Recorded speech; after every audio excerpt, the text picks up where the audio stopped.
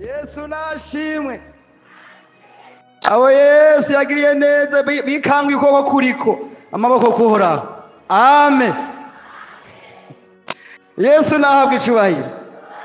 Ego natwe turashima Imana yatwemereye tukabona igitondo nk'iki c'umunsi mukuru aho twibuka intsinzi ya Yesu Kristo, kujabuka kwacu tuva mu byaha tujabukira hehe?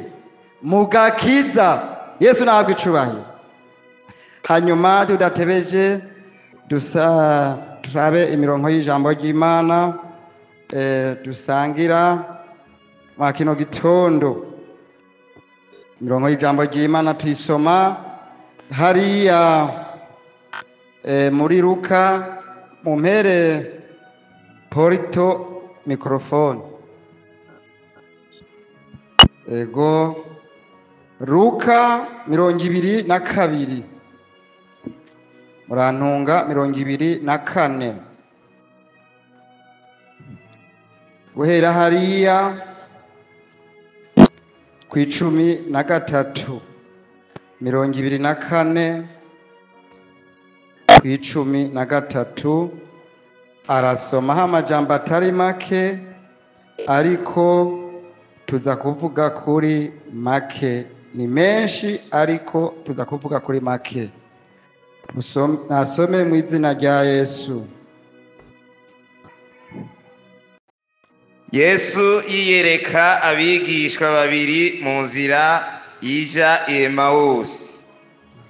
Uwo munsi nyene babiri muri bo bari mu nzira baja mu mihana ahitwa Emawusi, ni kure y'i Yerusalemu nk'urugendo rwa stadiyo 60. Bavugana ibyabaye byose, bakivugana babazanya. Yesu ubwiwe arabegera ajana nabo, ariko amaso yabo atabwa k'uruhuni ngo ntibamumenye.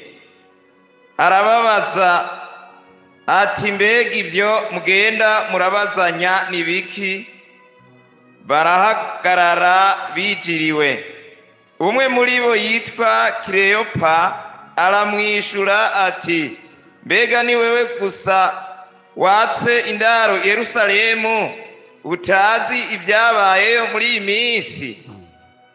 Arababaza ati, ni biki?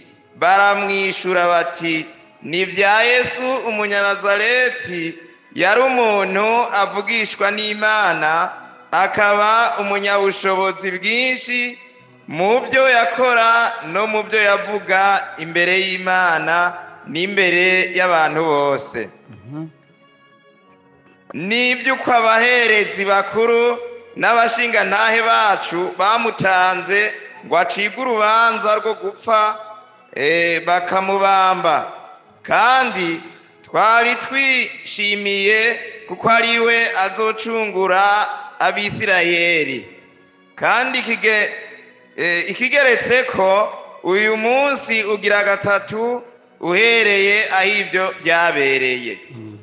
Kandi n'abagore bo muri twebwe badutanze bazindutse baja kumva. Babuze ikiziga ciwe, baraza batubwira yuko abamarayika babiyetse bavuga yuko ariho. Kandi na bamwe mu bari kumwe natwe bagiye kumva basanga ariko biri uko abo bagore batubariye, ariko we ntibamubona. Arababwira ati, yemwe mburabwenge, imitima yanyu itebye cyane kwizera ibyo abavugishwa n'Imana bavuze byose. Mbega Kristo ntiyari akwiye kubabazwa atyo ngo abone kuja mu bwiza bwiwe? Atangurira kuri Mose no kubavugishwa n'Imana bose, abasobanurira mu byanditswe byose ibyanditswe kuri we. Bashitse hafi y'umuhana bajako, amera nk'ugomba kuwurengana. Baramugobera bati, gumana natwe kuko bugira bwire kandi umunsi ukuze cyane. Arinjira ngo agumane nabo, yicaye ngo asangire nabo, yabira umutsima arawuhezagira, arawumanyagura, arawubaha. Uruhuni rubava ku maso, baramumenya, maze arakamangana, ntibaba bakimubona.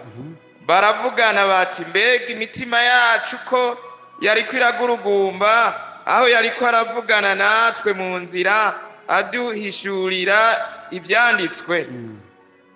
Ako kanya barikora basubira i Yerusalemu, basanga bamwe 11 bakoranye, bona bari kumwe nabo, kandi bavuga bati, nukuri umwami Yesu yazutse kandi yabonywe na Simoni.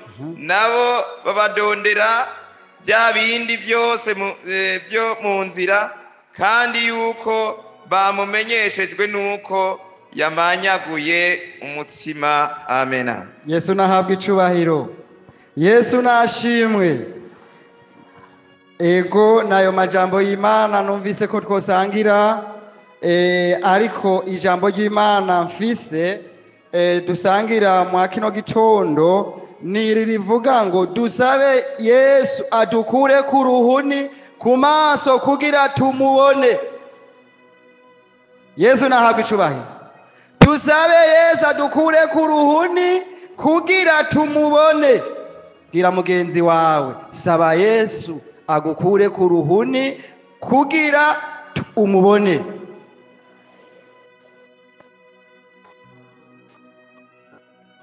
Yesu nahabwa icubahiro. Ni kuvuga iki cyari kiganiro, batanguriye mu kiganiro bariko baragenda, biboneka yuko hari umunsi ku munsi yazukirako, mugabo umunsi wari umunsi ukuze. Yesu nadutabare. Ni kuvuga barafata inzira baragenda, bariko baragenda bagenda baganira ibya Yesu, ukuntu babanye, ukuntu bagendanye, ukuntu yigishije. Uwo mwanya Yesu acaraza, ntibamumenya ko ari we. Yesu nadutabare. Aza agendana nabo, baca baramubaza. Yesu nadutabare. Mugabo Yesu niwe yatanguye kubabaza ati, mbega ivyo muyaga ni biki? Ati burya wewe ntago wamenye inkuru y'ibyabaye? Ati vyagenze gute? Ati Yesu bamuciriye urubanza, ngo hanyuma ngo bamaze kumucira urubanza, ngo nuko ngo baramubamba. Abaherezi bakuru ntibamuciye urubanza n'abanyabwenge. Ariko kandi yari umuntu w'Imana, yari umuvugishwa n'Imana. Yesu nadutabare. Ntibari bigeze bamenya ko ari we. Ntibigeze bamenya ko ari we bariko baravugana. Mwarimu ntimwe mwamaze mikrofoni muyimusubize. Ntibigeze babimenya. Yesu nadutabare. Kubera bari kwiki? Kubera bari kwiki? Bari ku ruhuni. Uyu munsi abantu mw'ishengero baraba mw'ishengero bataramenya Yesu. Kubera bari kwiki? Bari kwiki? Dusaba Imana tugire gute? Idukure ku ruhuni tumenye Yesu. Nimba mugendanye ubimenye. Yesu nadutabara. Yesu natugirire neza. Abantu benshi baragenda ntibamenye ko bari kumwe na Yesu. Ibyo bakorokeyemo bagakorokeramwo ntibamenye ko bari kumwe na Yesu. Uruhuni he? Uruhuni ku maso. Yesu nadutabara. Dusaba Imana uyu munsi idukure ku ruhuni, Yesu tumumenye. Yesu natugirire neza. Hariya ku 25 hariho ijambo Yesu yababwiye, naca dusubiramwo mwarimu. Ego ku 25 arababwira ati, yemwe arababwira ati yemwe mwamburabwenge imitima yanyu itebye kwizera ibyo abivugishwa ku bw'Imana ivutse. Yesu natugirire neza, Yesu natugirire neza. Ababwira ijambo rikomeye ati arababwira yemwe mwamburabwenge imitima yanyu itebye kwizera. Yesu natugirire neza, Yesu nadutabara. Hariya ku 26